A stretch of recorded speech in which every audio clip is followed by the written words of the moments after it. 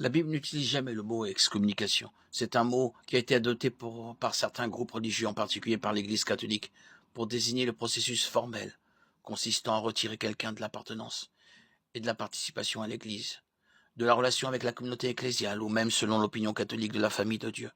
Bien que la Bible n'enseigne pas qu'un chrétien puisse perdre son salut, elle décrit le processus de la discipline ecclésiastique dans plusieurs passages. L'étape finale de la discipline ecclésiastique est l'excommunication, c'est-à-dire l'exclusion de l'Église locale.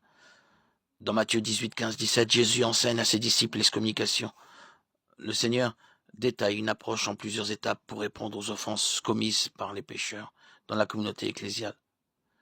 Il faut aller voir la personne en privé, lui dire comment elle a péché contre vous et se réconcilier avec elle si elle le veut bien. Si la personne offensée se répand, aucune autre action n'est requise. S'il refuse d'écouter, retournez avec 2 ou 3 témoins pour refaire la conversation en établissant faits et preuves. Si elle refuse toujours d'écouter, de se repentir de son péché, l'amener devant l'ensemble de l'Église et exposer les faits à cette dernière. Si elle ne se répand toujours pas, l'Église doit excommunier le pécheur. Les mots de Jésus sont qu'il soit à tes yeux comme le membre d'un autre peuple et le collecteur d'impôts. Matthieu 18, 17.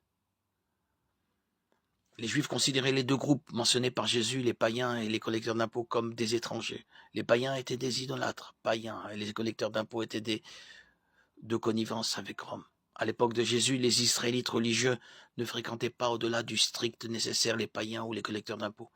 Ils ne prenaient pas de repas avec eux, par exemple, et ne les invitaient pas à des réunions sociales. Ainsi, lorsque Jésus dit qu'il faut considérer le pécheur non repenti de l'Église comme un païen et un collecteur d'impôts, il demande à l'Église de cesser officiellement et clairement d'avoir une communion étroite avec le pécheur non repenti.